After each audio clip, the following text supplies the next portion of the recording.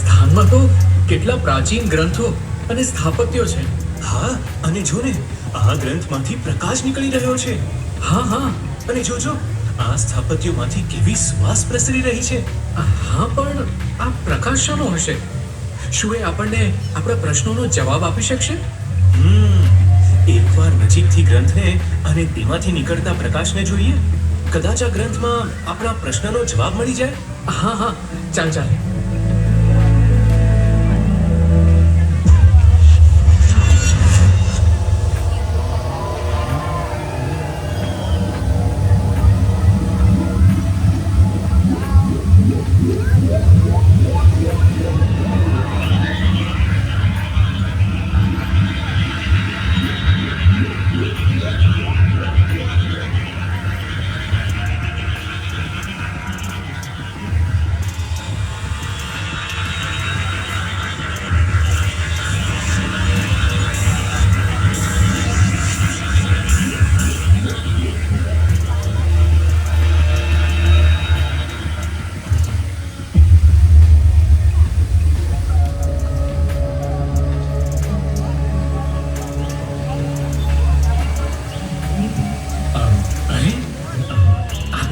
ક્યાં આવી ગયા? હા, આ તો શાસ્ત્રોમાં વર્ણવેલા ઉપનિષદ કાળ જેવી પવિત્રતા છે.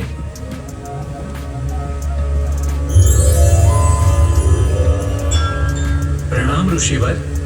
યશસ્વી ભવ. વત્સ, તમે ગુણસાગર ગુરુના જ્ઞાનની શોધમાં સમય યાત્રા કરીને અહીં પહોંચ્યા છો. ઋષિવર, અમે ઘણા પ્રયત્નો કર્યા. શું આપ અમને એ સમજણ આપી શકશો? હા, અને આવા ગુરુના લક્ષણો શું?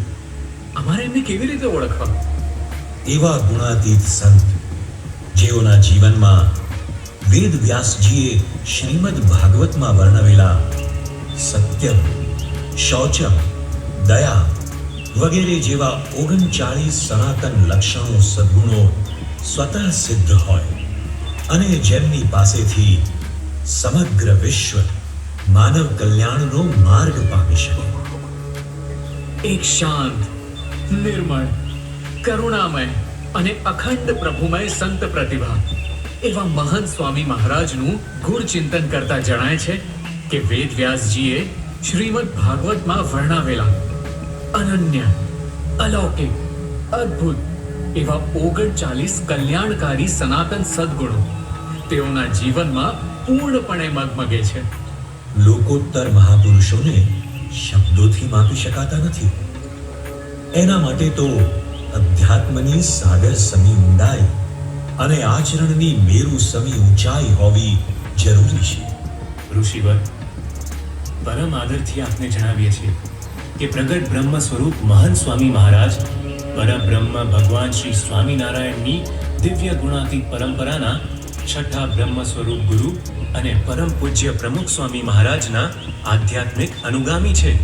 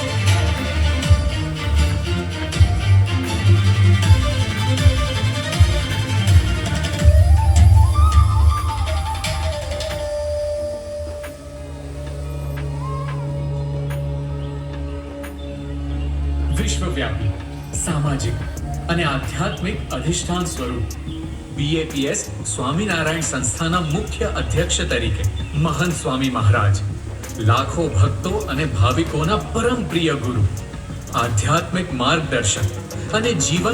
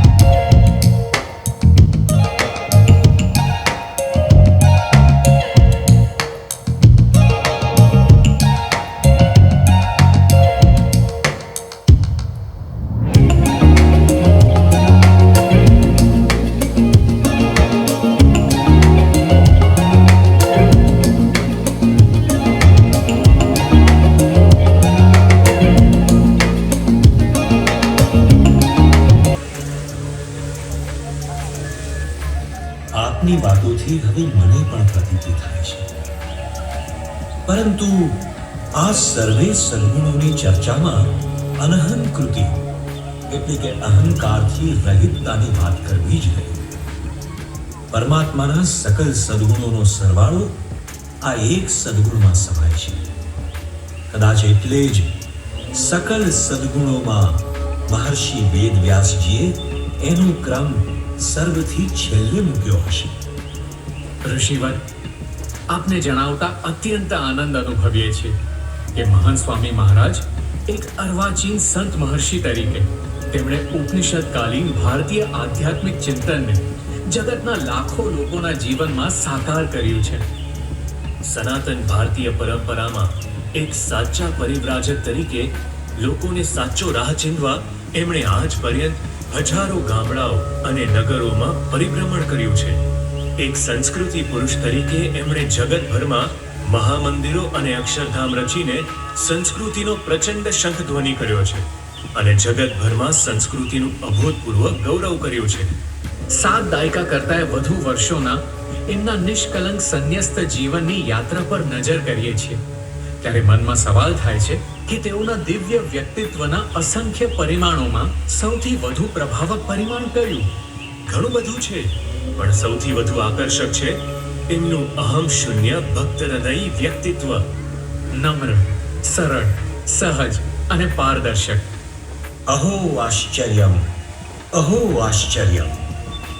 આ તો અહંકારથી પર ભગવાનના અનન્ય કરતાપણાની પ્રતીતિ છે, જ્યાં હું માત્રનો પ્રલય થઈ ચૂક્યો છે.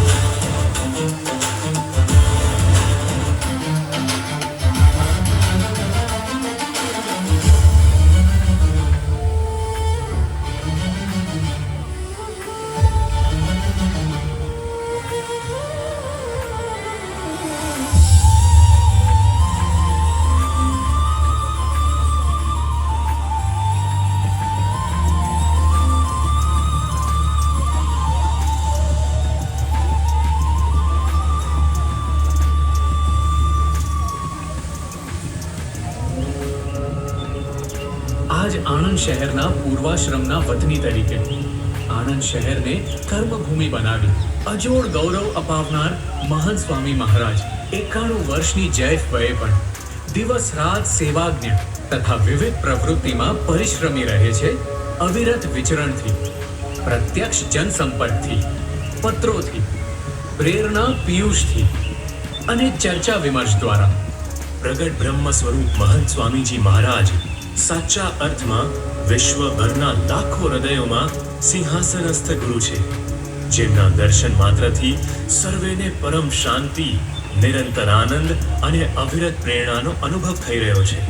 પ્રગટ બ્રહ્મ સ્વરૂપ મહંત સ્વામી મહારાજ જેવા લોકોત્તર ગુણોના મહાસાગર ભગવાનના અખંડ ધારક સાચા સંતનો પરિચય થવો એ આપણા જીવનનું સર્વોત્તમ ભાગ્ય છે. ભગવાનની અત્યંત કૃપા થાય ત્યારે જીવને આવું સૌભાગ્ય પ્રાપ્ત થાય છે. પરંતુ આ સૌભાગ્યનું સાચું મૂલ્ય આવા પરમ ભગવદીય સંતે ચીધેલા રાહને આપણા જીવનનું ધ્યેય બનાવી શકીએ અને તે અનુસાર આપણું જીવન બનાવીએ એ જ આવા સંતને ચરણે આપણી સાચી ભાવાંજલિ છે.